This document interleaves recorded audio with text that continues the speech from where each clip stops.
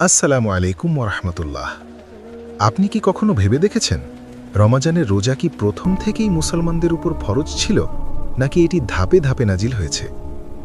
আজ আমরা জানব রমাজানের রোজা ফরজ হওয়ার পেছনের সম্পূর্ণ ইতিহাস। কোন আয়াত দিয়ে এটি ফরজ হলো, কখন ফরজ হলো এবং কিভাবে আল্লাহ তাআলা ধীরে ধীরে উম্মতের জন্য এই বিধান সহজ করে দিলেন। চলুন ফিরে যাই 1400 বছর আগের মদিনা শহরে। রসূলুল্লাহ সাল্লাল্লাহু আলাইহি ওয়াসাল্লাম যখন মক্কাতে দাওয়াত শুরু করেন, তখন 5 ওয়াক্ত নামাজ ফরজ হয়নি, যাকাত নির্ধারিত হয়নি, এমনকি রমজানের রোজাও ফরজ হয়নি। তবে রোজা সম্পূর্ণ অনুপস্থিত ছিল না। হিজরতের আগে এবং হিজরতের পরে প্রথম দিকে মুসলমানরা আশুরার রোজা রাখতেন। আশুরা মানে মুহররম মাসের 10 তারিখ। রসূলুল্লাহ সাল্লাল্লাহু আলাইহি ওয়াসাল্লাম যখন মদিনাতে হিজরত করেন, তখন তিনি দেখলেন ইহুদিরা এই দিনে রোজা রাখছে। তিনি জিজ্ঞেস করলে তারা বলল, এদিন আল্লাহ নবী মূসা আলাইহিসসালামকে ফেরাউনের হাত থেকে মুক্তি দিয়েছিলেন। তখন রসূলুল্লাহ সাল্লাল্লাহু আলাইহি ওয়াসাল্লাম বলেন, আমরা মূসার বেশি হকদার। এরপর মুসলমানদের আশুরার রোজা রাখার নির্দেশ দেওয়া হয়।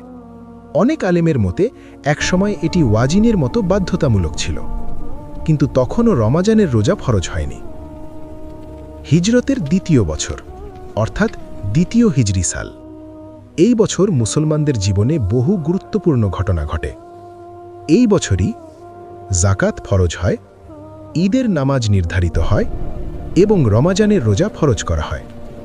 এই বিধান নাজিল হয় কোরআনুল করিমের সূরা আল বাকারাতে। আল্লাহ তাআলা বলেন, সূরা বাকারা 183, হে ঈমানদারগণ, তোমাদের উপর রোজা ফরজ করা হয়েছে যেমন ফরজ করা হয়েছিল তোমাদের পূর্ববর্তীদের উপর, যাতে তোমরা তাকওয়া অর্জন করতে পারো। এই আয়াত ছিল রোজা ফরজ হওয়ার ঘোষণা। খেয়াল করুন, আল্লাহ বলেন, যেমন তোমাদের পূর্ববর্তীদের উপর ফরজ করা হয়েছিল, অর্থাৎ রোজা শুধু মুসলমানদের ইবাদত নয়, এটি পূর্ববর্তী নবীদের উম্মতের উপরও ছিল। রমাজানের রোজা প্রথমে ফরজ হলেও নিয়ম ছিল কিছুটা ভিন্ন। প্রাথমিক বিধান: 1. সূর্যাস্তের পর যদি কেউ ঘুমিয়ে পড়ত অথবা ইফতার না করে ঘুমিয়ে যেত, তাহলে পরদিন সূর্যাস্ত পর্যন্ত কিছু খেতে পারত না, অর্থাৎ রাতেও খাওয়ার সুযোগ সীমিত ছিল। একজন সাহাবী রাদিয়াল্লাহু আনহু সারা দিন পরিশ্রমের পর ইফতারের সময় ঘুমিয়ে পড়েন। জেগে উঠে দেখেন ইফতারের সময় চলে গেছে। পরদিন তিনি না খেয়ে রোজা রাখলেন, দুর্বল হয়ে পড়ে যান। এই ঘটনার পর আল্লাহ রহমত স্বরূপ নতুন আয়াত নাজিল করেন। সূরা বাকারা 187 নম্বর আয়াতে আল্লাহ বলেন, তোমাদের জন্য রোজার রাতে স্ত্রীদের নিকট গমন হালাল করা হয়েছে এবং বলা হলো সাহরি পর্যন্ত খাওয়া যাবে, ফজরের সাদা রেখা স্পষ্ট হওয়া পর্যন্ত পানাহার বৈধ। এভাবে আল্লাহ তাআলা উম্মতের জন্য রোজা সহজ করে দিলেন। রমজানের রোজা ফরজ হওয়ার পর আশুরার রোজা আর বাধ্যতামূলক থাকল না, এটি নফল বা মুস্তাহাব হয়ে গেল। রাসূলুল্লাহ সাল্লাল্লাহু আলাইহি ওয়াসাল্লাম বলেন, যে চাইবে রাখবে, যে চাইবে রাখবে না। এভাবে রমজান হল ইসলামের বাধ্যতামূলক মাসব্যাপী সিয়াম। রমজানের রোজা ফরজ হওয়ার বছরেই ঘটে ঐতিহাসিক বদর যুদ্ধ।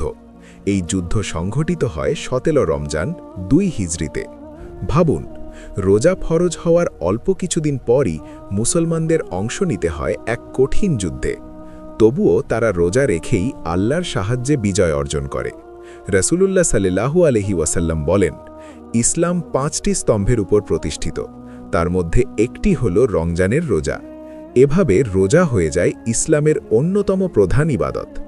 কেন আল্লাহ তাআলা একবারে কঠিন বিধান দেননি? কারণ ইসলাম ধীরে ধীরে মানুষের চরিত্র গঠন করেছে। যেমন প্রথমে মদ হারাম হয়নি, প্রথমে 5 ওয়াক্ত নামাজও ফরজ হয়নি, তেমনি রোজাও ধাপে ধাপে সহজ করা হয়েছে। এটি আল্লাহর রহমত ও হিকমার প্রমাণ। রোজার উদ্দেশ্য শুধু ক্ষুধা তৃষ্ণা নয়।